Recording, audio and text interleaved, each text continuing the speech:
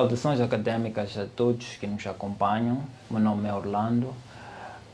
Eu sou o vosso host, moderador do Yuriscast, uma iniciativa estudantil que pretende proporcionar uma plataforma de diálogo multidisciplinar em torno dos vários ramos de direito.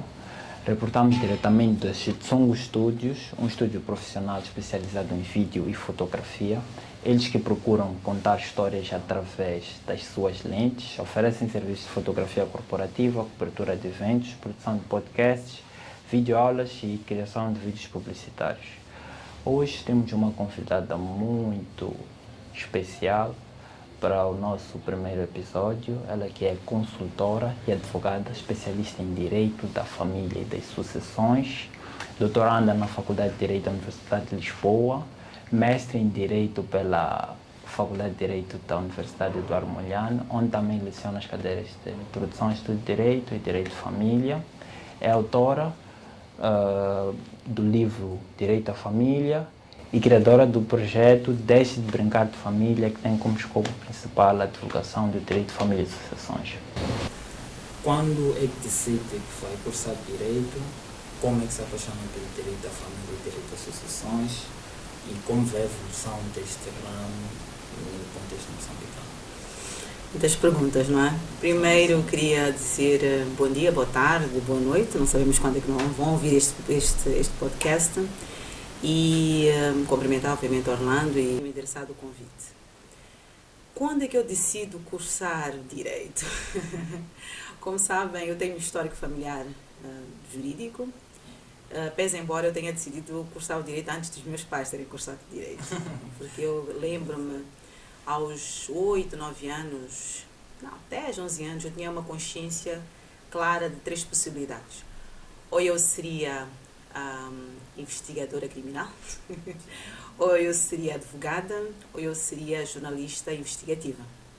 Então, creio que acabam sendo um bocadinho parecidas as profissões, porque elas requerem a proatividade e, no fundo, um bocadinho de ação. E acho que o que eu queria era uma profissão que me permitisse ter alguma ação. Então, para ir para os 10, 11 anos, eu decidi que uma dessas profissões eu iria seguir uma dessas profissões. Só que nós vamos aprendendo com a vida, não é? E nós percebemos onde é que nós temos habilidades quais são as habilidades que nós temos e começamos a perceber que nem sempre as habilidades estão em conformidade com aquilo que nós sonhamos. Então eu percebi, por exemplo, que, pese embora não pareça, eu sou muito tímida, que o jornalismo provavelmente não seria a minha área. E eu disse, talvez um dia, depois de eu ter cursado Direito, eu pudesse eventualmente ter um programa dessa natureza, mas não seria a prioridade. E nós sabemos como é que é as condições da polícia em Moçambique. Não vamos aqui fazer porque no fundo eu tinha este sonho de estar na investigação com base nos filmes que eu via, né? Então, CSIs, etc. E obviamente que aqui em Moçambique não seriam aquelas realidades, não existiriam as mesmas condições. E além disso eu também queria ganhar dinheiro, né? E provavelmente isso não me permitiria ter tanto encaixe. Então, é uma consciência muito clara que eu tive muito cedo mesmo. Então, eu não tive, provavelmente, as dificuldades que algumas pessoas tiveram. Mas o que eu chegar à 12ª ou chegar depois da parte da 12ª, dizer, o que eu quero fazer? Não, isso estava muito claro para mim desde o início. Depois, a segunda pergunta era como é que se apaixona pelo direito da família? Direito da família, ele me encontrou, simplesmente. Não foi um esforço meu. Eu sempre dou o crédito à minha professora de família na altura. Eu fiz a licenciatura em Direito e mestrado na UEM, e a doutora Célia Buca, ela falava do direito da família com tanta paixão, mas paixão de verdade, aquela paixão que tu dizes, eu sinto que ela adora esta matéria. E não foi logo uma opção, e quando eu acabei a formação, não foi logo esse meu caminho, tanto que eu defendi o meu trabalho de licenciatura foi em bancário.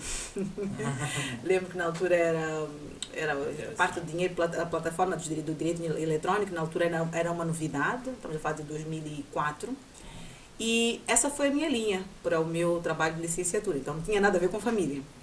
Então não foi imediato, eu cursei Direito, fiz a minha defesa na área bancária e depois me candidatei ao mestrado na UEM. E na altura também não tinha clareza, não era algo que eu dizia, vou defender na área de família, não. Tive várias disciplinas, incluindo direito penal. E para o mestrado, qual foi o curso? Ciências jurídicas. Então, ciências jurídicas era bastante amplo, mas na altura, como a turma era muito multifacetada e tinha alguns que eram criminalistas, mesmo nós nos jurídicos, no fundo civil, privado, acabámos tendo que ter penal também. Então, eu também tive penal, não é? Vou dizer que foi agradável, né? Cada um no seu, não foi propriamente agradável, mas então foi um curso com algumas disciplinas, incluindo direito da família, que agora acho que já nem acontece, acho que nunca se coloca essa disciplina como disciplina integrante desses cursos de ciências jurídicas privadas. Mas na altura eu tive família, eu sei que alguns colegas não gostavam, obviamente, porque não é uma área que toda a gente gosta, e tive um professor também que foi extraordinário, que foi o professor Jorge Duarte Pinheiro. E eu via nele a mesma paixão por direito da família. Então, quando eu decidi que eu tinha que escrever a minha dissertação de mestrado, decidi que ia ser em família. E como eu tive que me debruçar sobre aquela matéria, e eu fui percebendo a falta de consideração que existia pela matéria, eu assumi um compromisso. Eu disse, não, nós não podemos dizer que porque o bancário é mais importante, porque fiscal é mais importante, porque comercial é mais importante, quando direito da família é a área que é todos nós vamos tocar na matéria. É um pilar da sociedade. Exatamente. Vamos ser filhos de alguém, vamos ser pais de alguém, vamos ser sobrinhos de alguém, tios de alguém, avós de alguém, não é? Marido de alguém, não é? Sobrinho de alguém. Então, não existe uma outra área que seja tão essencial como a área de direito da família. E a própria Constituição, pese embora só seja na teoria, estabelece, no seu artigo 119 que o direito da família, a família é a base de toda a sociedade. E se nós formos a verificar, de facto, não há como nós construirmos uma sociedade que seja sã e uma sociedade que seja próspera se as famílias não estiverem bem estruturadas. Porque quem vai desempenhar essas funções são os pais, são pessoas que pertencem à família. Então, se nós tivermos um conjunto de pais que não ensinam os filhos a serem prósperos, a quererem melhores condições, a respeitarem o outro, a serem solidários com o outro, nós vamos ter uma sociedade que não é solidária, que não se respeita, não se considera. Então, a construção está ali na base. Tanto que eu digo que é uma grande responsabilidade dos Estados, não vou falar só do Estado de Moçambique, dos Estados, quando nós não temos um investimento sério na matéria familiar. Quando eu estava na conferência do SEDAB, jornadas, não é? Do SEDAB, acho que há 2 anos atrás, foi na altura do Covid, 2 ou 3 anos atrás, e eles colocaram um tema sobre crianças no contexto da cidade. E eu acabei também debruçando um bocadinho sobre isso, e foi tão interessante eu olhar e dizer que, olha, há coisas tão básicas como educação, saúde, transporte. Sim, porque os pais têm que estar mais presentes na vida dos filhos. Ok, mas o pai sai do serviço às 18, ou a mãe sai do serviço às 18, não consegue apanhar transporte público logo, se não tiver transporte próprio, e mesmo que tenha transporte próprio, também tem a questão do trânsito e das condições da estrada, e ele chega a casa provavelmente lá, 22 às vezes. A criança está a dormir. Fora da cidade. As crianças estão a dormir. Qual é o tempo que esse pai teve ou a mãe teve para se dedicar à criança? Às vezes também trabalha no sábado. Então, no sábado. E no domingo, provavelmente, está tão cansado. Ela está tão cansada porque o que ela quer, ou o que ele quer, aquilo que quer é dormir. Então, e mesmo as crianças. Nós vemos agora crianças, por exemplo, apanharem transporte público. 18 horas a 9 horas. A criança tem 7 ou 8 anos. O que ela vê no caminho? O que ela ouve no caminho? O que tipo de assédio que ela sofre naquele percurso para casa? Então, eu sei que o direito da família é abrangente, mas eu sempre considero que, em termos de responsabilidade estatal, de intervenção mais cuidadosa e mais intensa, tem que ser no âmbito da criança. Porque o adulto, apesar de tudo, já é adulto. E pode-se dar alguma liberdade, tanto que se dá. Ele pode casar pelo regime que ele quiser, ele pode casar ou não casar, pode optar pelo casamento ou pela união de facto, mas a criança ela não tem essa escolha, ela não tem uma estrutura, não tem maturidade para fazer essas escolhas por ela própria. Então é importante que o Estado esteja de mãos dadas com a família para garantir que aquela criança ela seja um adulto útil. Quanto mais adultos inúteis nós tivermos, mais problemas nós teremos em termos de estruturação do Estado. Sem dúvida. E às vezes nós esquecemos disso. Não, é criança. Quando nós vemos as crianças serem assediadas, a falarem de crianças como se elas fossem adultas, a utilizarem o corpo das crianças como se elas fossem adultas, nós desconsideramos quais são as consequências, não só para aquela criança, não só para aquela família, mas para toda a sociedade. Quanto mais crianças tiverem traumas, menos probabilidade nós temos, provavelmente, de ter uma sociedade saudável. Então, a nossa responsabilidade, e a própria Constituição estabelece isso, não é só a responsabilidade da família. É a responsabilidade da sociedade e é a responsabilidade do Estado. E muitas vezes a família tenta assumir essa responsabilidade, mas não tem apoio da sociedade. Então, nós não estamos ali simplesmente como meros observadores. Nós temos que estar lá como também interventivos na proteção de quem nós vemos a ser eventualmente maltratado, assediado. E as redes sociais vieram somente aumentar o nível de estragos que isto pode causar. Eu estava a dizer ontem na aula, eu estava a dizer que, olha, nós estamos a falar sobre a ordem de trato social, saber ser e estar em sociedade, que vai fomentar então a boa convivência social. Eu dizia, olha, nós somos muito críticos agora. Nós sempre fomos muito críticos. Mas as pessoas eram muito mais tolerantes com os erros que nós cometíamos no passado. Então, nós tínhamos de alguma forma, não estou a dizer que toda a gente, mas a maior parte, tinha algum espaço para ser responsável até os 18 anos. As consequências eram a nível familiar. Quem sabia das nossas responsabilidades eram os nossos pais, os nossos tios, os nossos irmãos, mas ficava ali no seio da família. E talvez os nossos vizinhos. Mas ficava ali, era tudo mais controlado. Quer dizer, quando eu saía daquela bolha para outra, ninguém sabia do meu histórico. Sim. Porque aquela era responsável. Ela fugia de casa, ela não sei o quê. Ninguém sabia desse meu histórico. Com a reputação Exatamente. E ninguém da minha família ia denunciar-me e ninguém dos meus vizinhos tinha interesse em me denunciar. Ok? Por quê? Queriam que nós realmente tivéssemos sucesso. Agora, com a amplitude das redes sociais, nós temos, às vezes, 1 milhão de pessoas a julgarem-nos. 1 milhão de pessoas a julgarem-nos. A informação saiu. Nós somos crianças, porque até os 18 anos somos crianças, até os 21 somos menores. As pessoas são crianças, têm 15, 16 anos, cometeram um erro. Até pode ter sido um erro grave, mas ela é criança. Ele é criança. Então, nós como adultos não podemos ser os primeiros a ir lá, enxovalhar aquela pessoa, criar condições para divulgar ainda mais a informação ao ponto daquilo ser completamente incontrolável. Então, a pessoa cometeu o erro aos 15, 16, 17 anos. Quando chega a altura dela estar na vida profissional, há um mau caráter qualquer que vai pegar aquela informação e divulga para a entidade empregadora. Vão contratar? Não vão. Mas é essa, então, que significa que os jovens agora têm que ser ainda mais cuidadosos do que nós éramos, porque nós tínhamos, provavelmente, esta proteção de não termos a... Agora, não estou a dizer que as redes sociais são más no seu todo, não é? Porque elas também nos permitem chegar a espaços que nós nunca chegaríamos. Mas também, tocando nas redes sociais, eu tenho vindo a notar que cada vez mais os pais têm se mostrado frustrados, né? E eu diria, não sabem como controlar a influência que essas redes sociais têm na vida das suas crianças. Eu sou mãe, né? Sou mãe de 2 crianças, uma de 12 e uma de 14. E o que eu posso dizer relativamente a isso é que nós não podemos desistir. Exato. E, obviamente, que eles são muito mais inteligentes do que nós. Eu sinto nas minhas filhas muito maior capacidade de chegar a algumas conclusões mais rápido do que eu cheguei. Felizmente, né? A ideia é que cada geração seja mais inteligente que a anterior e não menos inteligente, não é? Mas eu percebo, por exemplo, eu tenho algumas regras e agora até tenho algumas críticas. Não, porque a mais nova, por exemplo, ela não tem telefone, tem 12. Ela tem, assim, pode aceder ao meu telefone, mas ela não tem telefone dela. E alguém estava a dizer, não tens de deixar, porque depois ela fica curiosa na escola, então, etc, etc. Tem que refletir ou tem que repensar toda essa minha dinâmica de interação e de autorização para o uso de tecnologia. Mas a verdade é que, por mais que eu diga que eu sou uma pessoa que até considero que para a minha geração eu até estou preocupada, até porque tenho uma página no Instagram, então eu tenho que sempre procurar em condições para melhorar a qualidade daquilo que eu vou dando para os meus seguidores. Mas eu percebo que há coisas que há vitórias que eu não vou ter.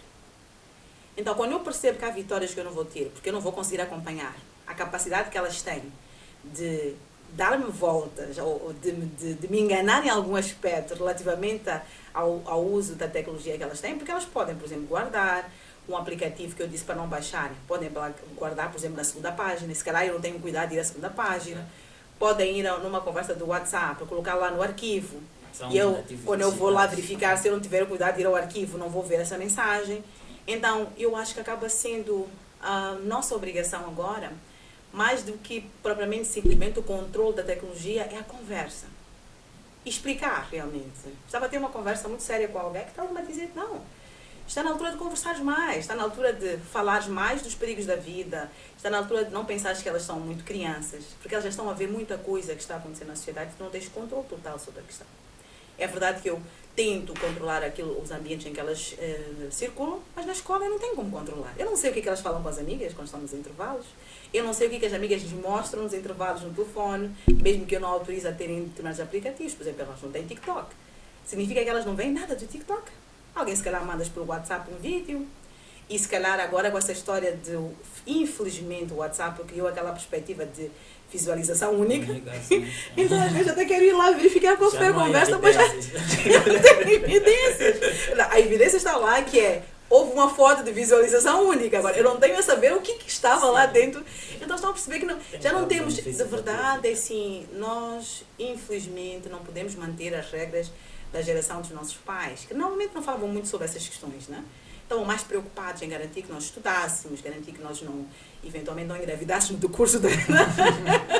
Eram mais essas preocupações, né? Porque para eles isso é que era muito grave.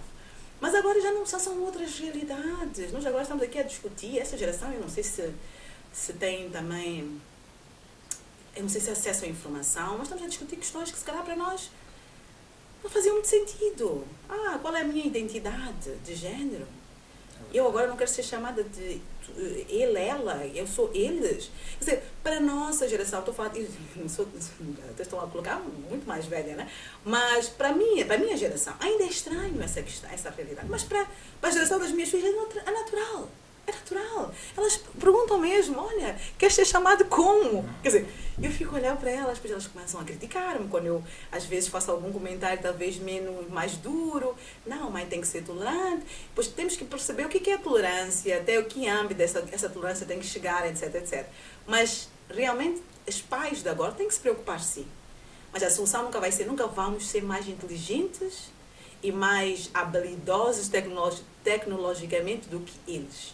Então, a solução não é tentarmos seguir nesta pisada, não vamos conseguir alcançá-los mesmo.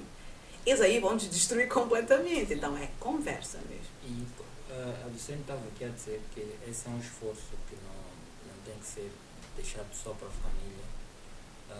A sociedade e o Estado devem participar, e eu acho que é aí onde o direito entra. Temos alguns exemplos, assim, comparativamente. Nos Estados Unidos foi aprovada uma lei num dos 50 estados que determina que as redes sociais devem pedir permissão dos pais para que os filhos possam criar contas. Eu sei que num contexto assim moçambicano... Mas eu creio que até mesmo Gmail, eu sei, por exemplo, para criar uma conta de Gmail, pergunta se a pessoa é menor ou maior. Como é que eles vão verificar isso? Sim, essa é a questão. Agora tem que pedir permissão dos pais, se for menor. Mas se ele declarar que é maior? É uma situação quase impossível. É que nós, é como se estivéssemos, estão a ver aquele vidro, o copo está completamente partido, depois começamos a colocar aqui umas colinhas para tentar segurar a coisa, mas vai sempre vertendo vinho. Sim, é a mesma realidade. Porque assim, as crianças são espertas. Felizmente, não é uma má coisa, é uma boa coisa. O problema é que nem sempre essa esperteza é aplicada para coisas que sejam benéficas para eles próprios. Então, mesmo que nós tenhamos novas medidas dos Facebooks da vida, dos Instagrams, do TikTok, etc, etc, a criança encontrará uma forma de controlar. Então, continua a ser ainda a responsabilidade dos pais fazer perceber às pessoas qual é a situação, não é? Qual é a situação, quais são os riscos que a internet representa, e sermos participativos na vida deles, não é? Porque nós às vezes também estamos tão ocupados com o trabalho, não é? Sim. Que se calhar durante a semana não conseguimos conversar nem uma vez com os nossos filhos. Eles às vezes querem nos contar o que aconteceu na escola, porque a amiga fez isso e tal, e aí tu começas a ouvir o que ela está a dizer, que crítica ela está a fazer às amigas, e tu começas a perceber ok. Então, tu começas a estruturar a estratégia para conversar com eles com base naquilo que estás a ouvir. Porque já percebes mais ou menos quais são os valores que eles carregam. Porque os valores não são sempre os mesmos. Nós ensinamos uma coisa, ainda ontem estamos a falar sobre isso quando falamos sobre a ordem moral. E nós dizemos, nós ensinamos, a família ensina as crianças a terem um certo comportamento, mas depois a criança vai crescendo e vai adotando algumas das regras morais da família e outras ela diz que não quero. Por isso é que é a morada de consciência individual. Com o tempo, ela vai sendo consciência individual. E, então, como é que foi uma possível solução para essa questão do controle parental e as redes sociais? Não sei. Quando souber, eu posso me informar, porque eu também estou perdida nesse aspecto. Estou perdida. Se calhar, se me fizesse a pergunta daqui a 8 anos ou daqui a 10 anos, quando elas já tiverem atingido a maioridade, já estiverem na faculdade, e eu tiver feito uma avaliação de como é que foi o meu comportamento com elas, se calhar eu consiga chegar a uma conclusão. A verdade é que ninguém tem soluções definitivas. Nós podemos ouvir, eu ouço podcasts de conselhos para pais, como é que nós devemos agir, como é que nós devemos conversar, mas estamos todos já a palpar o terreno, não é? Estamos todos a palpar o terreno. Mas assim, no fundo, o que todos os pais querem, independente de tudo, é criar os seres humanos que sejam bons, não é? Que sejam úteis e que não façam ninguém sofrer. A ideia é que façam outras pessoas felizes, os seus parceiros felizes, as suas famílias felizes, os seus filhos felizes. E parece simples, mas não é tão simples assim, perante uma realidade que fomenta cada vez mais o imediatismo. O para ontem, não é? Nós dizemos à criança, olha, para conseguires ter, tu queres dinheiro, não é? Ok, ótimo, bom que tens essa ambição. Mas para tu teres o dinheiro, precisas fazer investimento. Ou é investimento em formação académica, ou é investimento em formação técnica. Temos aqui 2 pessoas, não é? Com toda a certeza que vão fazer algum investimento para poderem processar todas essas câmaras, essas luzes, etc, etc. Mas é um investimento. E geralmente o investimento vem antes do benefício. Então, há um investimento para depois haver um retorno desse benefício. Mas depois o que é que elas veem? Vêm essas TikTokers todas, não estou a criticar, cada um faz o que quiser da sua vida, a ganharem muito, simplesmente porque se despiram lá no TikTok. E é complicado explicar a criança que, olha, tudo bem que ela tem 1 milhão, ganhou 1 milhão, 2 milhões, 3 milhões, sim. Mas, será que isto é bom para o futuro dela? Será que é isto que ela quer? Porque assim, um dia, os filhos daquela pessoa irão ver aqueles vídeos. E será que é isso que essa pessoa quer passar? Mas muitas vezes as meninas acabam se expondo a uma idade que ela não tem ainda maturidade para tomar essa decisão para elas próprias. Não, porque tem 18 anos. Mas assim, está biologicamente provado que 18 anos a pessoa ainda não é madura. De verdade. Ainda está em processo de maturação. Sim, o cérebro ainda está a 100%. Parece que vai agora aos 26 ou 25 anos. Sim. Então estamos a falar de um tempo em que elas têm muita liberdade. Por exemplo, 18, você já pode casar, já pode votar, já pode conduzir, já pode beber. Aos 21 já tem liberdade total para fazer tudo aquilo que ela fizer. Ela vai de 21 até os 25. Ela está a ter o comportamento de completa liberdade, mas ela não tem, se calhar, toda a maturidade necessária para perceber as consequências das suas decisões. Então, não é fácil. E realmente eu continuo a achar que dentro do apalpar todo, a conversa com os nossos filhos continua a ser uma solução mais necessária. E colocá-los eles também como prioridade, porque aí eu já ligo com o direito da família. Eu atuo, a minha proposta desde há uns anos para cá foi especializar. Se calhar um bocadinho contra a natura, né? Porque a maior parte dos advogados moçambicanos não são especialistas, preferem a parte da generalidade. Mas eu posso explicar um bocadinho a lógica da especialização? Sim, pode. A minha lógica é a seguinte, tudo bem, a pessoa sai da faculdade, é um jornalista, né? Sabe um bocadinho de tudo. Mas nós não temos, a nossa capacidade intelectual é uma capacidade limitada. Eu não tenho como estudar com a mesma profundidade família, penal, comercial, tributário, que mais? Propriedade intelectual, obrigações, direito de ação privada. Não tenho como, por mais inteligente que eu seja, eu não tenho como ter a mesma dedicação de estudo para todas essas áreas. A especialização me permite ter muito mais informação sobre a área e, através dessa informação mais específica, mais profunda, eu vou para além do óbvio. Eu já não estou a disputar e não estou a discutir questões óbvias. Eu estou a discutir questões profundas. Nem todo cliente quererá um especialista, porque o especialista vai ser mais caro, porque vai cobrar mais pela hora, porque ele consegue responder as questões de forma mais, não provavelmente mais imediata, mas com maior profundidade. Mas também vai me permitir que aquela pessoa que gostaria de ser atendida por um especialista tenha alguém que sabe que 100% estará dedicado àquela matéria em concreto. A questão que se coloca, às vezes, as pessoas não percebem a lógica que é, não precisas propriamente ter um escritório que seja simplesmente especialista naquela matéria. No meu caso, a opção foi essa, mas eu nunca tive, ambições, de verdade, ter um escritório grande. Essa história do, como se chama, aquele é de Suits, aquele escritório, nunca tive, de verdade. Eu sempre tive um sonho de ter um escritório muito boutique, chamam um escritório boutique, que é um escritório pequeno, mais acolhedor para o cliente, com muito poucos advogados, mas que é muito artesanal.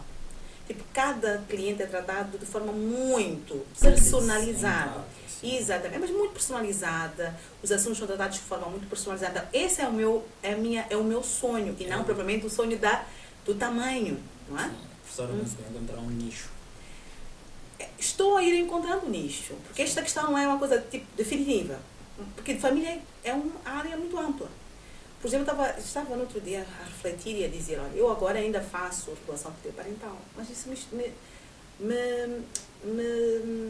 estressa muito, me retira muita energia, eu fico triste, fico literalmente triste quando eu vejo alguns comportamentos da área de regulação parental.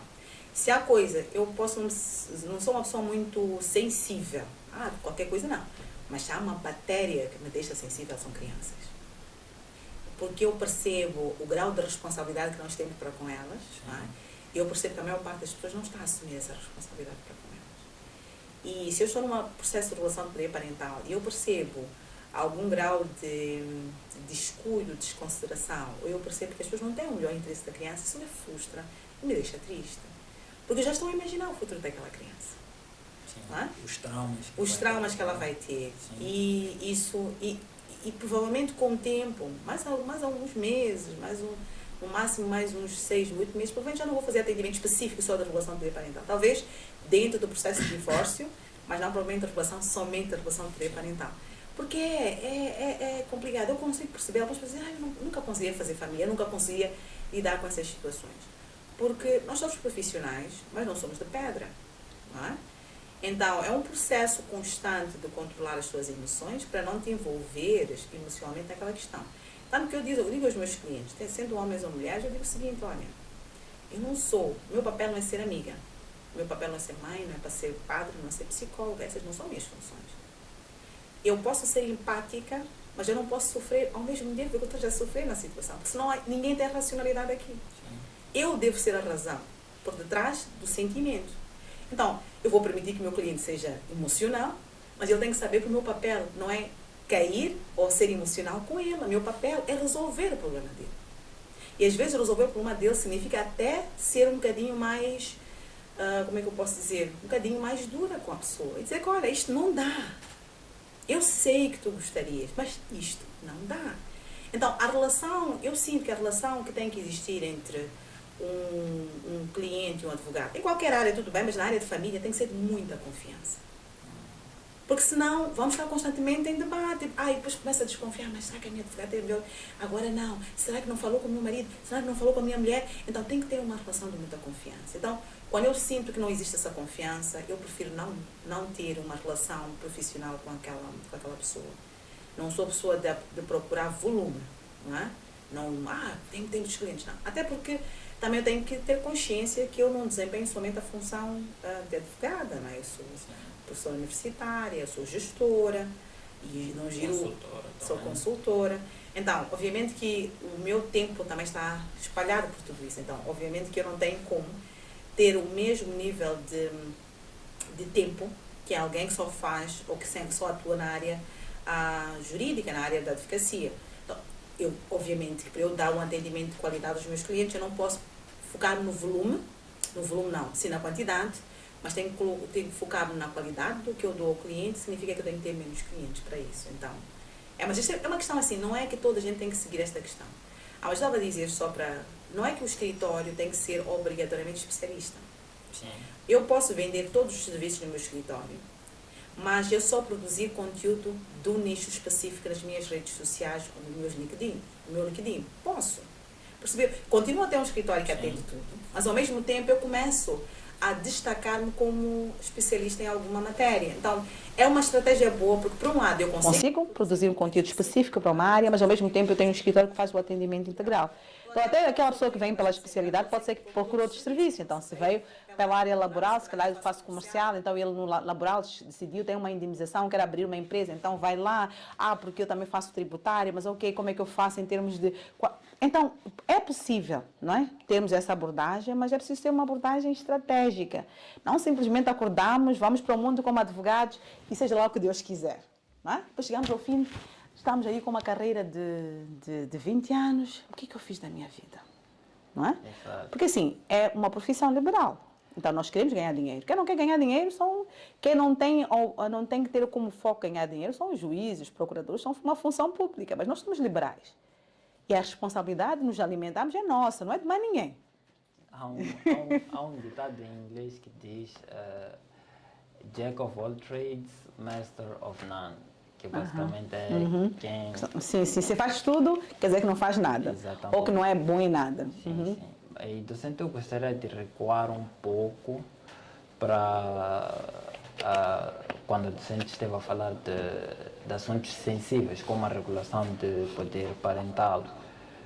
E gostaria de trazer o tema da mediação familiar como uma alternativa mais branda, mais leve, principalmente para as crianças que acabam estando no meio de problemas, digamos, que eles não criaram.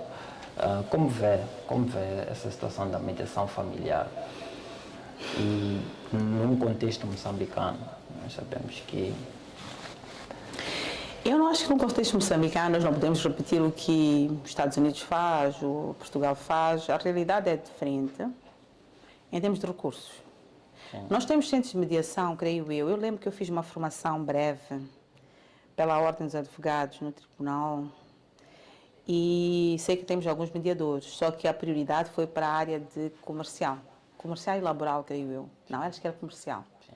Então, temos mediadores na área comercial, sei que atuam e são chamados no tribunal porque tiveram uma formação específica para esse efeito. E eu, na altura, perguntava por que começar por comercial e não por família? Exato. Só que a mediação, ela exige habilidades que muitas vezes nós não temos como advogados. Porque nós fomos ensinados a ser de uma parte. Nós não somos imparciais. Ninguém nos ensina a ser imparciais como advogados e não temos obrigação, nem faz sentido sermos imparciais. Afinal, nós estamos em defesa de uma causa. Então, estamos em defesa de alguém. Quem tem que ser imparcial é o juiz. Nem o procurador tem que ser imparcial, porque ele está na acusação, não é? E a mediação exige essa imparcialidade, essa capacidade de ouvir as partes, porque assim, na mediação a pessoa não pode direcionar a solução. Não pode. A mediação usa uma técnica de forma que as pessoas cheguem sozinhas a essa solução. Sim. Só que o mediador tem que ser pago, o mediador tem que ter espaço próprio, o mediador tem que ter tempo. Não pode ser, a mediação tem que ser um dia só. Não vai conseguir a mediação num dia. Porque se calhar no primeiro dia só está a explicar as regras do jogo. Que a mediação é isto, a ideia é esta, não é naquele dia que vai chegar a mediação. Então, eu acho que talvez o papel mais importante é do juiz de família e do curador de menores. E nós sabemos que o juiz não tem só a obrigação ou só a responsabilidade de julgar, também tem a responsabilidade de garantir a transmissão de informação para que, por exemplo, não haja reincidência. Sim. Não é? E a lei... A função educacional. Exatamente, a função educacional é da Constituição, não é? Sim. E o que eu acho que é interessante perceber é que a própria lei já indica essa função para o juiz. Não diz lá, por exemplo, na regulação do poder parental e no divórcio, que o juiz tem a obrigação de conciliar primeiro? E se não conseguir conciliar, tem que procurar acordo? Só que isso exige técnica, tempo e disponibilidade. E será que eu posso criticar os juízes por não conseguirem desempenhar essa função que eu acho que não está sendo desempenhada de forma muito adequada? Porque eu não vou perguntar, é possível conciliação? Ponto. Não, as pessoas vão dizer não. Estão zangadas deste euro de casa. Isso é uma técnica, isso é tempo. Mas eu também compreendo que eles têm muito trabalho. São poucos juízes para muitos processos. Então aí, acho que há um conjunto de questões que tinham que ser avaliadas, principalmente em matérias que envolvam questões do fórum familiar. mais disponibilidade dos juízes, mais apoio de psicólogos e psiquiatras no seio dos tribunais, porque o juiz pode ter a habilidade até de mediar e tentar conciliar, mas muitas vezes precisa de perícia. Há um acompanhamento especializado. Sim, eu sei que alguns juízes já começam, por exemplo, na Matola, eu sei que a juíza lá da 8ª secção, a doutora Nilza, já pede muitos parceiros de psicólogos. Mas isso é um custo. Geralmente é um custo que tem que ser assumido pelos pais. E se calhar os pais não têm capacidade para assumir esse custo. É verdade. E nós não temos tantos psicólogos que fazem atendimento gratuito nos hospitais. É muita gente. Vamos imaginar que eu não sei quantos psicólogos tem no Hospital Central, mas imaginemos que temos 2 psicólogos no Hospital Central. Quantas pessoas entram no Hospital Central? Todos os dias, a toda hora. Então, eu acho que... Volto àquela questão que eu estava a falar do 119 da Constituição. O investimento do Estado, de verdade, quando ele diz a família é a base da sociedade, em termos orçamentais, depois não reflete isso. Porque se a família fosse a base da sociedade, nós teríamos tribunais de menores, teríamos mais tribunais de menores, mais secções de menores, mais juízes especialistas nessa área, mais psicólogos, psiquiatras disponíveis para fazer o apoio daquelas famílias, porque não é só apoio à criança, é apoio à família, porque às vezes aquela mulher foi abandonada, ela está completamente perdida, aquele homem foi traído, está completamente perdido, e eles não estão a raciocinar de forma estável, de forma tranquila. Então não é só a criança que pode precisar de apoio, pode ser que os pais também precisem de apoio, mas quem é que lhes estende a mão? Pois ficamos aí nós a criticar, porque não, às vezes as pessoas não estão bem. Quantas situações existem de mulheres que têm depressão pós-parto e não são identificadas? Porque ela é uma mamãe, bate muito o filho, insulta o filho, não trata bem o filho. Já fomos verificar se não há alguma destas questões. Porque uma mãe com depressão pós-parto, que seja grave, pode até tentar matar o filho. É verdade. É verdade. Quem está aí para verificar quando a mulher...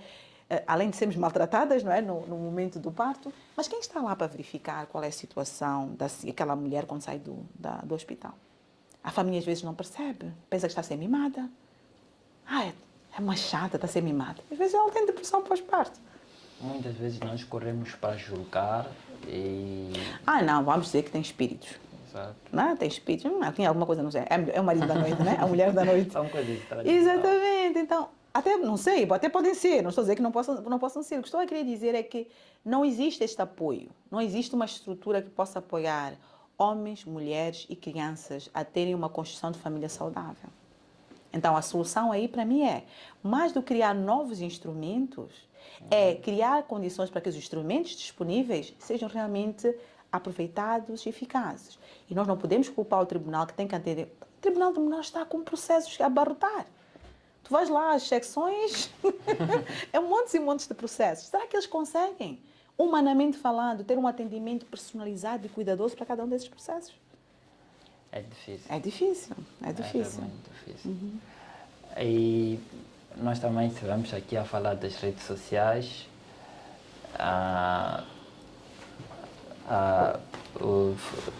Giramos em torno da influência das redes sociais nas nossas crianças e por aí, mas nem tudo é um mar de negatividade. Tanto é que a professora tem um projeto, Deixa de Brincar de Famílias, que tem o seu campo nas redes sociais e procura trazer uma abordagem mais positiva, um uso mais saudável das redes sociais. E eu gostaria que falasse um pouco mais desse projeto. Da página. O projeto Deixa de Brincar de Família, que é uma página do Instagram. E as pessoas perguntam por que não estás no Facebook? Porque eu não aguento a energia do Facebook. Não aguento a energia do Facebook. As pessoas são muito intensas lá no Facebook. E eu percebo que eu não vou conseguir interagir com as pessoas no Facebook. Onde as massas estão. Eu sei, mas assim, se eu tenho que ter as habilidades para produzir, ter vontade de produzir, eu tenho que produzir um ambiente que eu me sinto mais tranquila e mais segura. Sim. Eu sinto mais tranquila e mais segura no Instagram, tenho mais domínio da ferramenta, tenho mais domínio mais, não é bem um domínio de quem me segue, mas é um ambiente mais controlado. O Facebook é a terra de ninguém. É a terra de ninguém. E eu não consigo conviver naquela terra de ninguém. Eu tenho uma página do Facebook, já é a minha página pessoal. Mas ok, voltando à questão do surgimento desta página. Eu estive fora, antes do Covid, eu estive fora para fazer uma pesquisa, para fazer doutoramento. E na altura, como pela primeira vez tinha tempo para estudar e tempo para fazer outras coisas, incluindo abrir uma página do Instagram e seguir pessoas, não é? Porque no momento que eu estava sozinha, não tinha nem os filhos nem nada, as filhas nem nada, então eu acabei começando a acompanhar mais o Instagram, comecei a seguir uma pessoa da área, depois comecei a seguir outra pessoa da área, comecei, ok. Eu já tinha tido esta reflexão sobre a necessidade de nós divulgarmos, mas eu sempre fui tal como a maior parte do moçambicano, alguém tem que fazer isso, não é? As ONGs têm que fazer isso, não sei quem tem que fazer, os tribunais têm que fazer, os juízes têm que fazer. Era sempre a responsabilidade para os outros. Quando eu voltei para Moçambique, acho que fiquei uns 5 ou 6 meses fora. Quando eu voltei, começou o Covid. Eu voltei em janeiro, quer dizer, já tinha começado o Covid na China, etc., mas não tinha chegado a Moçambique. Então, eu creio que cheguei em janeiro. Em fevereiro, começamos a ter os primeiros casos de Covid. E eu lembro que, na altura, eu fui drástica. Cortamos acesso, nem tinha ninguém a trabalhar em casa. Então, comecei a ficar isolada com as minhas filhas em casa. E, na altura, eu pensei, Tânia, estás sempre a assumir, a remeter a responsabilidade aos outros. Qual é o teu papel nisto? Tu estudas essa matéria, tu gostas dessa matéria e tu percebes que as pessoas muitas vezes cometem erros porque não sabem. Então, qual é o teu papel? E eu comecei, nesse aspecto, eu sou muito reservada, não é? Eu brinco na sala de aulas, etc, mas eu sou reservada relativamente à minha vida pessoal, ao meu ambiente. Então, uma coisa é brincar, outra coisa é eu expor aquilo que acontece na minha vida. E daquilo que eu via nas páginas brasileiras era muita mistura, né? As pessoas falavam direito, mas ao mesmo tempo mostravam a sua casa, mostravam os seus filhos, quer dizer, era quase uma abertura total. Principalmente na altura do Covid, que as pessoas estavam em casa. Então só tinha que mostrar, vou comer isto, vou cozinhar aquilo, etc. E eu dizia, mas isto aqui não é algo que eu consiga fazer. Então fui refletindo e disse, não, vamos fazer assim, devagarzinho, né? Então, se fores ver os primeiros vídeos, por isso que eu estava a dizer que o nervosismo é normal quando estamos a começar uma coisa nova. E mesmo agora, antes de eu gravar um vídeo, eu fico com aquela dorzinha de barriga. O friozinho na barriga. O friozinho na barriga. Às vezes é dor mesmo, não é só frio. Eu comecei a produzir vídeos eu ficava parada. Porque direito da família pois era muito técnica. Sim. Estava como se estivesse a falar para estudantes. E foi com o tempo que não foi assim de um dia para o outro. Comecei a fazer mais texto escrito. Depois comecei a fazer mais carrossel, quando surgiram os carrosséis. Mas vídeo nunca foi algo que eu apostasse. Eu sempre apostava mais na parte escrita. Tanto que eu não perguntava aos meus seguidores na altura. Eu cresci muito devagar. Eu estou naquela página desde 2019, 20. 20. Estamos a falar de 4 a 5 anos. E só agora é que de repente, a página começou a crescer, mas por causa do quê? Dos vídeos, vou explicar depois porquê. Então, eu comecei devagar a ir, porque senão não tínhamos exemplos aqui em Moçambique. Agora sei que já tem pelo menos 2 páginas também que falam de família, né? Tem a página de um advogado e a página de uma advogada, até fiz live com ela há pouco tempo. Então já começam a surgir mais páginas que falam das mesmas matérias, que eu acho ótimo. Significa que todos nós vamos ter que fazer algo, vamos ter que contribuir, vamos também melhorando a qualidade daquilo que nós entregamos aos nossos seguidores. Mas eu tive que ir testando, porque nem tudo que funciona em Portugal não no Brasil, Portugal também não produz muito nessa parte, funcionaria aqui em Moçambique, seria desconfortável. E fui-me acertando, fui crescendo devagar. Nunca fiz, por exemplo, o patrocínio da página, e até me lembro numa live que eu fiz com a doutora Lisete, ela dizia, por que nunca fizeste patrocínio da página? Eu disse, eu tenho receio de quem vai vir.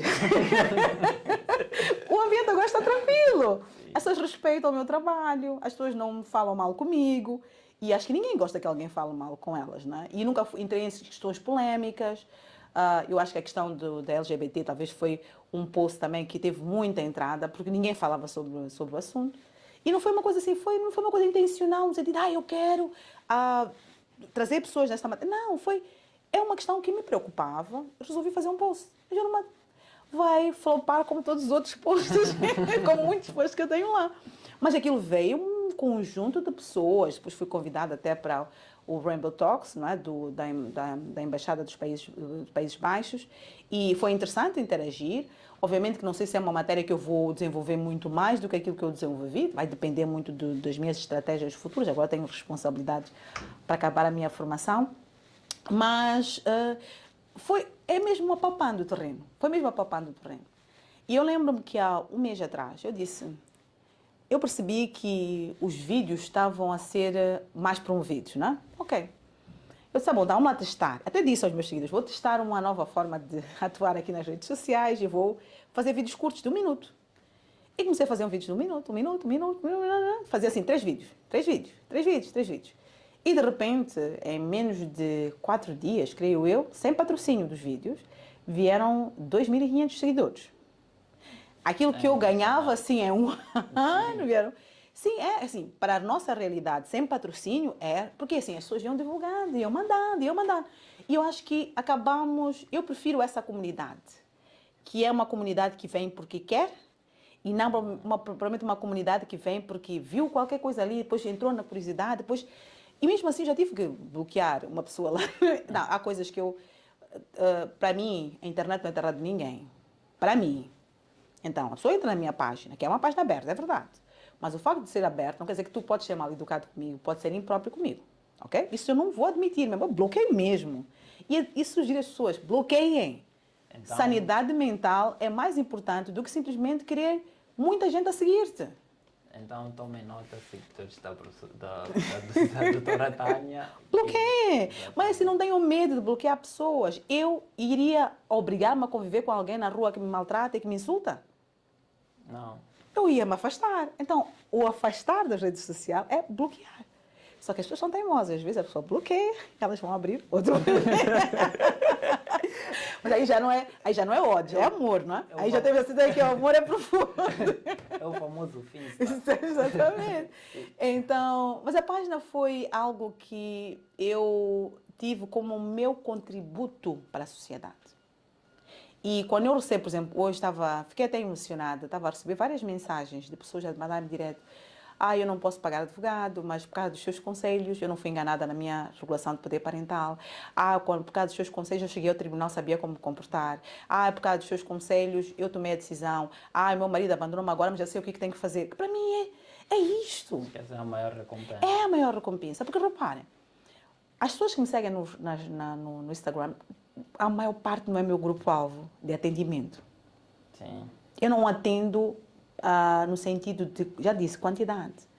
Muitas das pessoas que me seguem são pessoas que infelizmente não têm capacidade para pagar advogado. E aí eu vou fazendo a sugestão do Centro de Práticas Jurídicas da Faculdade de Direito, do IPAGE, etc, etc, etc. Mas assim, o atendimento desses sítios não é o mesmo que o atendimento do advogado. Temos que ser sinceros. Porque o atendimento do advogado é especializado, é concentrado, é alguém que vai pegar na mão e fazer, assim, coisas tão simples como, quando eu vou para uma audiência com um cliente, uma coisa que eu faço antes, 2 dias antes, dependendo da ansiedade do cliente, eu explico até o cenário da sala de audiências.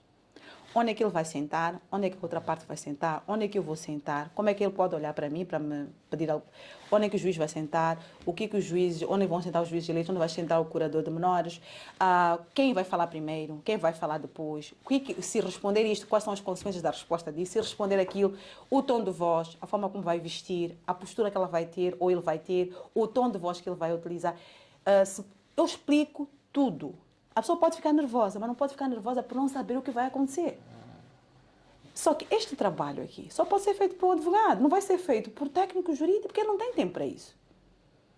Não é a tarefa dele fazer isto de pegar na mão e seguir, ele vai resolver somente aquele problema. E mesmo assim, às vezes, com alguma dificuldade. Porque também no IPAS não há especialidade, que eu saiba. Então, toda a gente faz um bocadinho de tudo. Então, obviamente, não há aquela dedicação, diferentemente de algum advogado estar dedicado somente àquela matéria.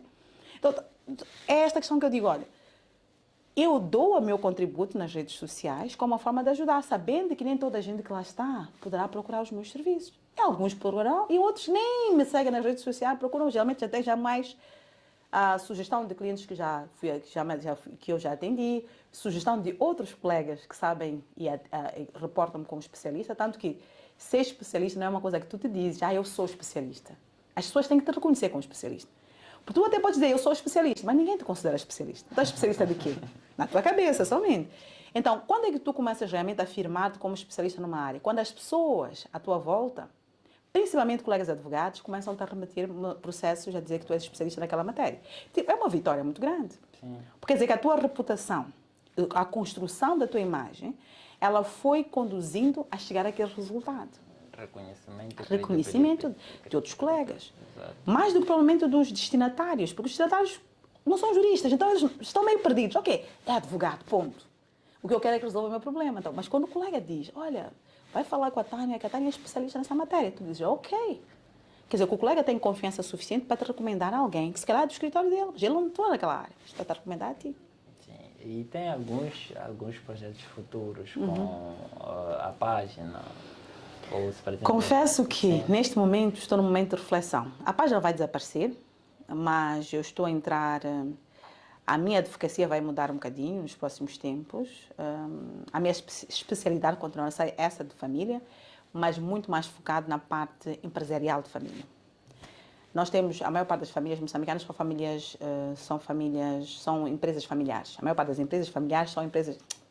A maior parte das empresas moçambicanas são empresas familiares. Exato. Uma empresa familiar tem as particularidades de ter um toque aqui na família, um comercial, outro no tributário, outro no sucessório. E eu quero começar a me dedicar mais neste atendimento centrado em empresas familiares, não é? Só que é um processo de estudo, não é? Quer dizer, não é simplesmente, estamos a falar de governança familiar, estamos a falar de um processo sucessório, estamos a falar de organização, de distribuição das tarefas dentro daquela família, estamos a falar de contratos de trabalho, tendo em consideração este. Então, é um processo que me vai exigir algum estudo. Eu não vou deixar de atuar no divórcio, etc, etc, mas já quero focar um bocadinho mais nessa área. Então, isso significa que nos próximos tempos eu continuarei na página, a página nunca vai desaparecer, é meu contributo para a sociedade, mas na parte profissional, estou a falar do exercício da advocacia, o meu foco já será ligeiramente diferente. Então, é um processo de transição, é um processo que me assusta um bocadinho, obviamente tudo que é novo assusta um bocadinho, até porque eu sempre dizia, eu quero fazer família, eu nunca quero tocar em tributário na minha vida. Sim. Tudo ao contrário, né? Meu pai é tributarista, né? Na área econômica, eu detestava tributário.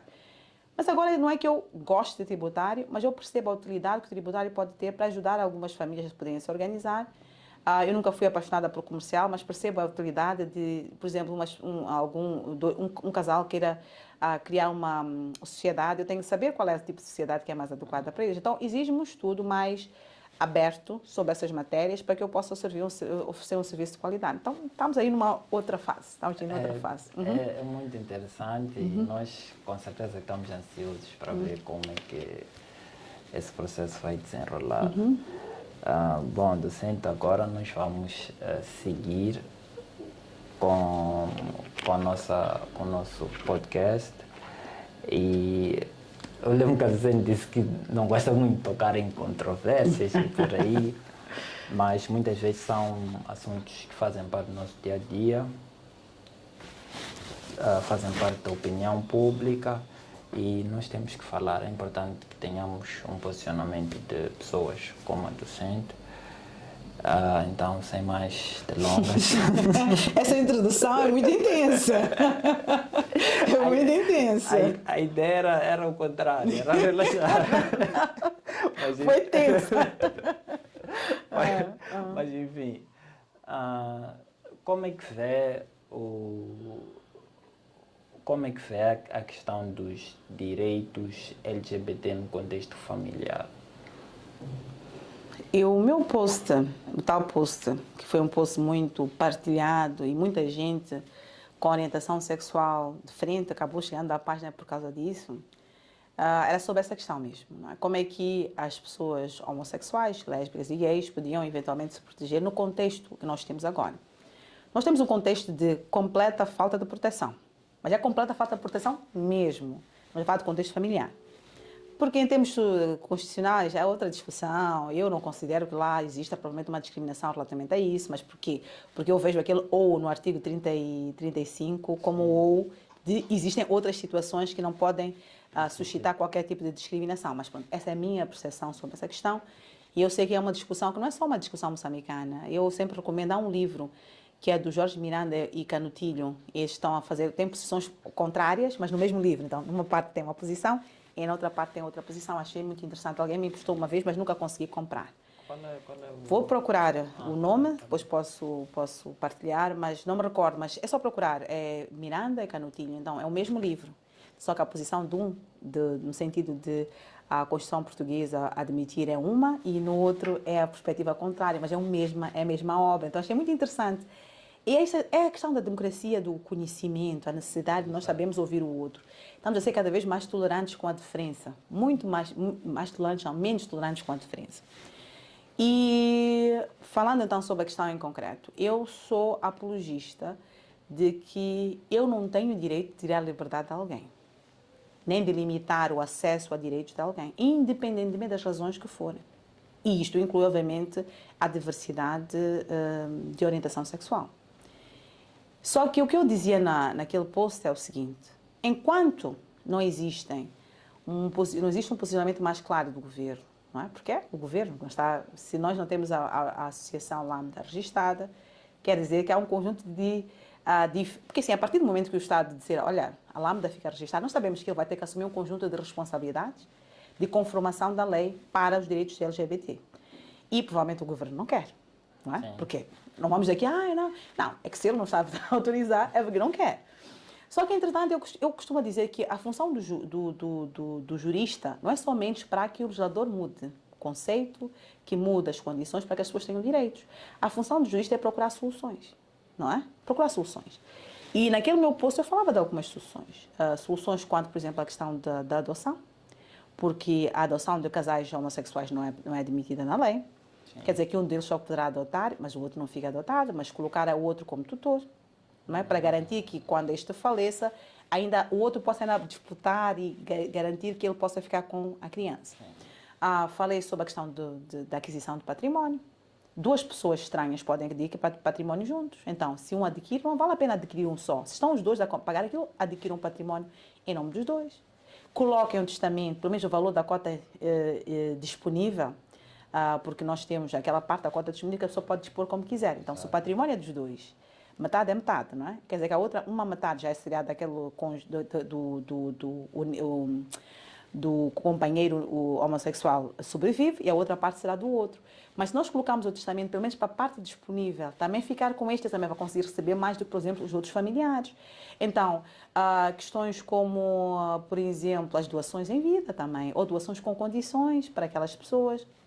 Então, existem alguns mecanismos em termos contratuais, em termos de obrigações, em termos de reais, em termos de, não propriamente família em concreto, mas também família, porque nós falamos de tutor, também falar de família, sim, que podem ser encontrados para pelo menos dar alguma proteção às pessoas que estejam nessa situação. E quando eu digo que o legislador é completamente avesso à ideia de uniões homossexuais, é porque ele estabelece lá que as uniões, casamentos celebrados por pessoas do mesmo sexo são inexistentes. Exatamente. Então ele nem coloca a possibilidade de ser nulo ou anulável, produzindo os efeitos do casamento putativo. Não. Ele diz, não, é inexistente, não produziu qualquer tipo de efeito. Agora, eu vou dizer que vai ser um processo simples. Eu achava que seria um processo mais simples há algum tempo atrás. Eu sempre advoguei essa ideia de que Moçambique é bastante tolerante, que nós não tínhamos situações como em outros países de violência praticada contra pessoas com orientação sexual diferente. Mas numa das aulas que eu estava a comentar isso, alguém disse, não, já existem agressões contra pessoas Só que eu acho que aí provavelmente não é tanto a questão Porque assim, o moçambicano é assim, o moçambicano fala, porque eu não gosto, mas assim, na hora da verdade ele é só falar, mas geralmente não age de forma violenta, etc, etc. Eu acredito que muitas dessas são situações provavelmente de muito álcool envolvido também. E as pessoas quando bebem às vezes ficam um bocadinho menos conscientes dos seus atos, mas eu continuo a advogar que o nosso país é um país que está aberto a discutir esta questão e a atribuir direitos. Podem não ser direitos absolutos, no sentido como acontece, por exemplo, nos Estados Unidos, mas talvez nós comecemos como Portugal e como o Brasil, que começou devagarzinho, permitindo somente uniões de facto, para só depois começar a permitir casamentos. Só que nós temos que assumir toda essa... É preciso que a mente das pessoas mude, porque A questão da adoção, por exemplo, que eu acho que é a situação mais sensível, geralmente, quando as pessoas querem falar sobre isso. Mas não, como é que a criança vai ser adotada por 2 homens ou por 2 mulheres? Eu digo que é preferível que a criança continue abandonada, órfã, sem ninguém para cuidar dela. E assim, não podemos associar a pedofilia com homossexualidade, são coisas completamente diferentes. Pedofilia é uma doença. Agora, as pessoas também associam essa questão. Não, porque se ele adotar um homem, um menino, vai... Não tem nada a ver, isso é uma doença. As pessoas que são pedófilas não são boas da cabeça. Não, desculpa, essa parte aí não tem nem qualquer tipo de cuidado ao falar. Eu tenho uma abominação muito grande por pedófilos. Não, é que temos muitos pedófilos nesta sociedade. Muitos pedófilos. E assim, quando alguém está a apreciar uma criança, é pedófilo. Pronto. Não, porque ela tem um corpo... Mas já sabe, a pessoa sabe. Repara, a pessoa sabe perfeitamente que aquela é uma criança, tem uma cara de criança, tem um comportamento de criança. Não então interessa se ela é alta ou se é baixa. É criança. Então, pronto. Está a ver essa parte que me irrita?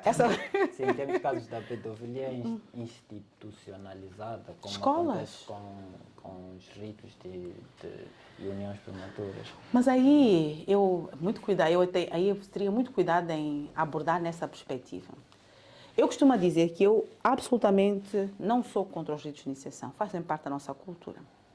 O meu problema não são os ritos de iniciação, o meu problema são em que momento é que esses ritos ocorrem. Em que idade dessa menina é que esses ritos ocorrem. Para mim seria muito facilmente resolvível se esses ritos começassem mais tarde. Porque estamos a falar de modificações no corpo daquela mulher que ela não vai conseguir regressar. Ela não tem como voltar atrás. O corpo dela já foi modificado.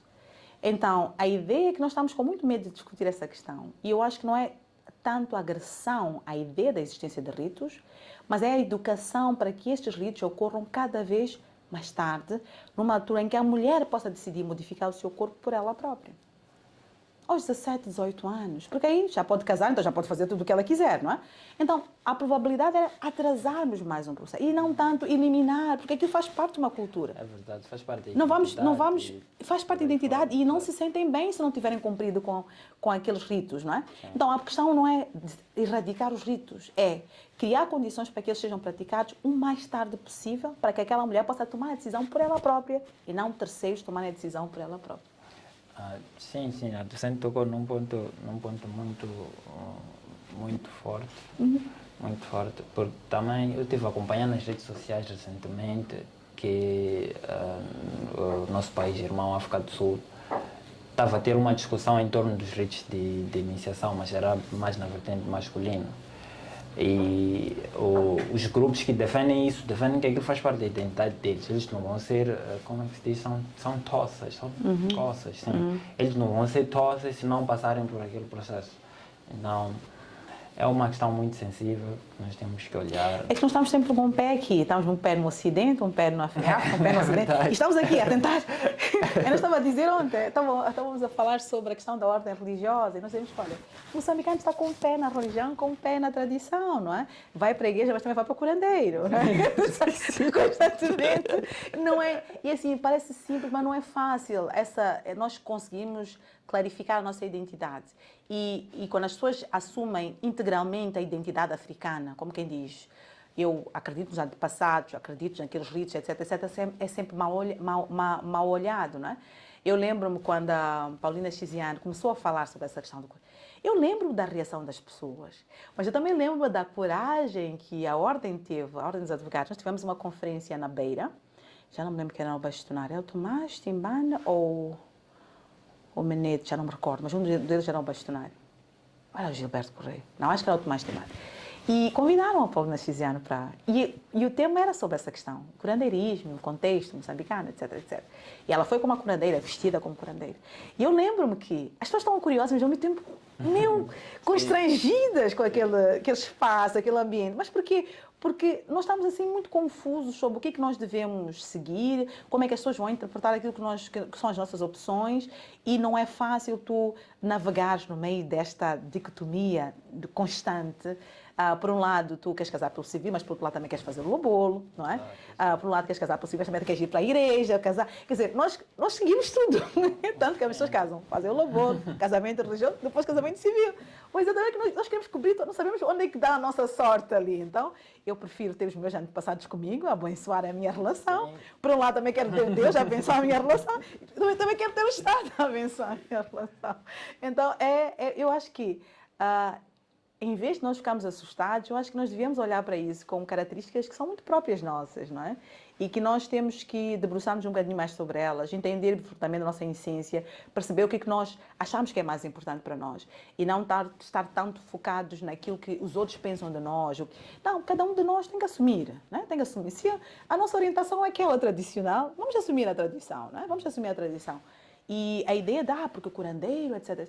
Nós sabemos que existem medidas, existem regras e também sabemos que nós usamos, que os curandeiros também vão passando aquilo que é informação sobre tratamentos médicos tradicionais. Não é? Isso também tem um órgão regulador. Exatamente. Mas assim, como é que nós sabemos quais são as raízes que existem? Quais é que são boas para alguma coisa? Geralmente quem vai passar essa informação são os médicos tradicionais. Então, temos que realmente... Eu sei que há alguns estudos sobre isso, eu até tenho muita curiosidade, quando acabar as minhas tarefas académicas, um dia quero me debruçar um bocadinho sobre isso, e como é que a sociedade, como é que nós vamos adaptar? Até porque às vezes eu quero falar com as minhas filhas sobre essas matérias, mas eu, quando não conheço muito, não estudei muito sobre a matéria, tenho muita vergonha de falar sobre o assunto, porque eu tenho receio de alguma forma, passar a informação que seja incorreta. Opinião não informada. Exatamente. Uhum. E ainda bem que tocamos nesse assunto. Como é que a docente analisa, né, a nossa lei da família, a lei de sucessões, nessa vertente de estamos divididos entre o Ocidente e o lado mais tradicional? Será que há abertura para que as pessoas... Eu acho que há cada vez mais abertura. Eu acho que nesse aspecto da lei de 2004 para a lei de 2019 houve um regresso às raízes em alguns aspectos. Nós temos um artigo 4º da lei da família que é novo, que fala sobre usos e costumes e diz que o juiz, no âmbito da resolução do conflito, devemos ter em consideração os usos e costumes locais. Sim. Então estamos aí, é um artigo novo. O artigo não vamos encontrar em mais nenhuma legislação. Nós temos a lei da família a indicar que o juiz, no âmbito da resolução dos seus conflitos, tem que ter em consideração esses elementos, não é? O nível cultural da pessoa, a estrutura familiar da pessoa, tudo isso é, no fundo, um espaço para considerarmos que nós não estamos numa situação em que nós podemos 100% reproduzir o que é feito lá fora. Eu estava no outro dia a dizer, olha, os estudantes ficam sempre chocados, não é? Primos podem casar. Como assim, doutora? Eu disse, sim. É possível pedir a dispensa. Sim. Não é que possam casar de forma automática, mas podem pedir dispensa para casar. Que os sobrinhos não podem. E disseram, mas isso é... Eu disse, olha, mas pelo menos é melhor que Portugal, porque tios e sobrinhos em Portugal podem casar. Mas porquê? Porque a cultura deles é diferente da nossa. Por isso é que eu não concordo que primos possam casar, por uma questão de cultural nossa, porque nós somos família nuclear alargada. Somos família alargada. Sim. Eu cresci com os meus primos, convivemos, dormíamos nas mesmas camas, tomávamos banho juntos, para de repente eu estou ali agora a casar com o meu primo. Mas porquê? Porque a nossa realidade é diferente da realidade portuguesa. E mesmo assim o legislador foi um bocadinho mais atrevido, no sentido de dizer, ok, tá bom, mas tios e sobrinhos não. E é verdade, também não deu liberdade total aos primos, assim, em circunstâncias ponderadas pelo conservador, o conservador pode permitir que eles casem. Mas existem alguns elementos. Eu acho que nós estamos a ter cada vez mais cuidado de considerar esses elementos e não o contrário. Se isso é bom ou mau, não sei. Mas eu acho que é útil no sentido de não nos esquecermos de onde é que nós estamos. O casamento tradicional também é um reflexo disso, só que não é uma novidade, nós já tínhamos na lei anterior, o casamento tradicional também é um reflexo disso, pese embora tenha o defeito de ter um prazo de transcrição muito curto, quer dizer, que acho que não acaba não sendo útil, não é? 3 dias depois, se a pessoa celebrou o casamento tradicional porque não tinha, estava longe de uma conservatória, não faz sentido dar-lhe 3 dias para ele lá transcrever o casamento, mas tudo bem, isso é o de menos, pode ser alterado facilmente através da alteração do Código do Registro Civil ou até com alguma alteração pontual da lei da família.